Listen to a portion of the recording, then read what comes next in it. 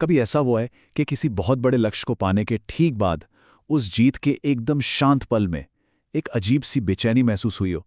सोचिए, सालों की मेहनत, रातों की नींद, सब कुछ उस एक पल के लिए था। और जब वो पल आता है तो एक खामोशी और अंदर से एक हल्की सी आवाज पूछती है, क्या बस यही है? ये एक ऐसा सवाल है जो अक्सर कामयाबी की चोटी पे सुनाई देता है। ऐसा लगता है मानो हम जिस चीज के पीछे भाग रहे थे और जो हम सच में चाहते थे वो दो अलग अलग चीजें हैं। और यहीं से ये सवाल परेशान करने लगता है, क्या हमारी पूरी जिंदगी बस एक कभी ना खत्म होने वाली दौड़ है, एक मंजिल से दूसरी मंजिल की तरफ भागना, बस इस उम्मीद में कि शायद शायद अगली जगह पर वो सुकून मिल जाएगा। हमारी रोज की भागदौड़ के ठीक नीचे ये तीन गहरे सवाल हमेशा दबे रहते हैं, कभी हल्की सी फुसफुसाहट में तो कभी गहरी खामोशी में। मैं असल में हूं कौन? इस जिंदगी का असली मकसद क्या है? और वो क्या है जिसे पाकर मुझे हमेशा के लिए एक स्थायी संतुष्टि मिल जाएगी? हमें शायद इसका एहसास भी ना हो, पर हमारा हर फैसला, हमारा हर काम कहीं ना कहीं इन्हीं सवालों के जवाब ढूंढने की एक कोशिश ही तो है। तो चलिए साथ मिलकर इन गहराइयों में उतरते हैं और समझने की कोशिश करते हैं कि ये अधूरापन आता कहाँ से है। इस सफर में हम उन रास्तों को देखेंगे जिन पर हम शायद अनजाने में ही चलते रहते हैं, और उस असली खुशी के स्रोत को खोजने की कोशिश करेंगे जो शायद हमारी नज़रों से ओझल है। ये एक सफ़र है एक नए नज़रिए की ओर। और ये सिर्फ कोई फिलॉसफी की बात नहीं है। ये जो अधूरापन है, ये जो हम कभी काफ़ी नहीं है वाला एहसास है, ये हमारी ज़िंदगी की एक सच्चाई बन चुका है। हम लगातार कुछ और कुछ बेहतर की तलाश में लगे रहते हैं, ये सोचते हुए कि शायद अगली नौकरी, अगला रिश्ता या अगली कामयाबी हमें पूरा कर देगी। बचपन से ही हमें यही सिखाया जाता है ना, कि खुशी बाहर की चीज़ों में है, एक अच्छी नौकरी में, एक बड़ी गाड़ी में, एक परफेक्ट पार्टनर में। हम ये मानने लगते हैं कि हमारे अंदर जो ये खालीपन है, इसे बाहरी चीज़ों से भरा जा सकता है। और धीरे धीरे हम अपनी कीमत अपनी सफलताओं से नापने लगते हैं। और इस कभी ना खत्म होने वाली दौड़ का नतीजा क्या होता है? एक शांत हताशा। हम रेगिस्तान में उस प्यासे इंसान की तरह बन जाते हैं जो दूर चमकती हुई एक झील, एक मृग तृष्णा के पीछे भागता रहता है। वो जितना करीब पहुंचता है, झील उतनी ही दूर खिसकती जाती है, और आखिर में हाथ क्या लगता है? सिर्फ रेत और गहरी निराशा। तो ये जो बाहरी खोज है, ये हमें किन रास्तों पे ले जाती है? आमतौर पर इंसान की जिंदगी तीन मुख्य चीजों के इर्द गिर्द घूमती है। इन्हें समझने के लिए पहले एक बहुत जरूरी शब्द को समझना होगा जो हमारी पूरी समझ की नींव रखेगा। वेदांत के नजरिए से वस्तु का मतलब सिर्फ कोई फिजिकल चीज नहीं है। कोई भी अनुभव, कोई भी विचार, कोई इमोशन, कोई याद, यहां तक कि समय भी जिसे हम जान सकते हैं या महसूस कर सकते हैं, वो एक वस्तु है। यानी मैं जो इन सब का अनुभव कर रहा हूं, वो हूं सब्जेक्ट, और बाकी सब कुछ जिसे जाना जा सकता है वो है ऑब्जेक्ट। इसी परिभाषा के आधार पर इंसान की पहली तीन खोजें हैं। अर्थ यानी सुरक्षा। इसमें पैसा, घर, अच्छी सेहत, समाज में एक रुतबा, सब कुछ आ जाता है।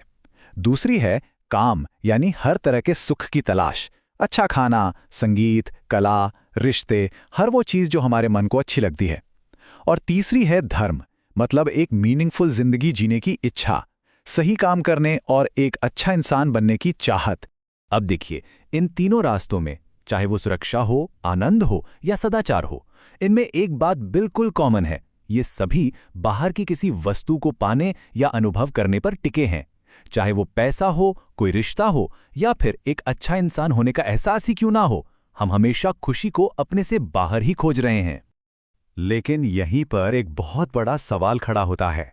अगर हम अपनी पूरी जिंदगी इन्हीं तीन महान खोजों में लगा देते हैं, तो फिर ऐसा क्यों है कि हर जीत के बाद भी एक खालीपन सा रह जाता है? क्यों वो स्थायी संतुष्टि कभी हाथ नहीं लगती?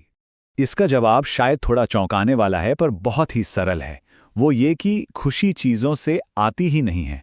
अगर खुशी केक में होती तो वो हर किसी को हर हाल में खुश करती, पर हम सब जानते हैं कि ऐसा नहीं होता। जो केक एक भूखे इंसान के लिए जन्नत जैसा है, वही पेट भरे इंसान के लिए एक बोझ बन जाता है। इसका मतलब साफ है, खुशी केक में तो नहीं है। इसको ऐसे समझिए, मान लीजिए हमारे जूते में एक कंकड़ है जो लगातार चुभ रहा है, हमें बेचैन कर रहा है। जब हम रुककर उस कंकड़ को निकालते हैं तो हमें एक गहरी राहत मिलती है ना? एक सुकून मिलता है। अब सवाल यह है कि यह सुकून आया कहां से? क्या जमीन से जिस पर हम खड़े थे? नहीं, ये सुकून तो बस उस कंकड़ के हटने से आया। खुशी उस चीज को पाने में नहीं थी, बल्कि उसे पाने की जो बेचैनी थी उस चुभन के हटने में थी। तो जब हमारी कोई इच्छा पूरी होती है, उस पल के लिए हमारा मन एकदम शांत हो जाता है। वो जो बेचैनी थी वो खत्म हो जाती है, और उस शांति के पल में जो खुशी स्वाभाविक रूप से हमारे अंदर हमेशा मौजूद रहती है, वो अपने आप सामने आ जाती है। हम गलती से ये मान लेते हैं कि ये खुशी उस बाहर की चीज से आई है, जबकि सच तो ये है कि वो बस उस इच्छा के बादल के हटने से सामने आई है जिसने हमारे अंदर के सूरज को ढक रखा था। हमारा जो असली स्वरूप है वो उस सूरज की तरह है, हमेशा से पूरा, चमकदार और शांत। और हमारी इच्छाएं, हमारे डर, हमारी चिंताएं, ये सब बादलों की तरह हैं। ये आते हैं, जाते हैं और कुछ देर के लिए इस सूरज को ढक लेते हैं। हम अक्सर अपनी पूरी जिंदगी इन बादलों का पीछा करने में लगा देते हैं, ये भूलकर कि असली रोशनी और गर्मी तो सूरज में है, जो हमेशा से यही मौजूद है। और यही गहरी समझ हमें चौथी और आखिरी मानवीय खोज की ओर ले जाती है। ये खोज बाहर किसी चीज को पाने के बारे में नहीं है, बल्कि ये पहली बार अपने अंदर झांकने के बारे में है। ये चौथी खोज है मोक्ष यानी मुक्ति। ये कोई नया लक्ष्य पाने के बारे में नहीं है, बल्कि लक्ष्यों की गुलामी से ही मुक्त हो जाना है।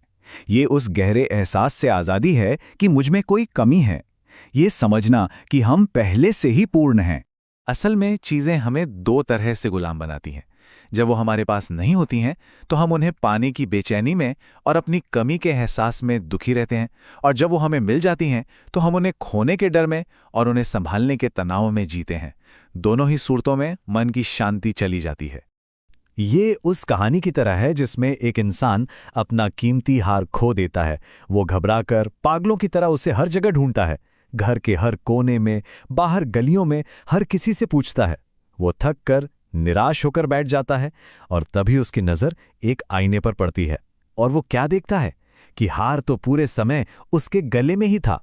हम सब भी खुशी और पूर्णता को बाहर खोजते रहते हैं, ये जाने बिना कि वो हमेशा से हमारे भीतर ही मौजूद है।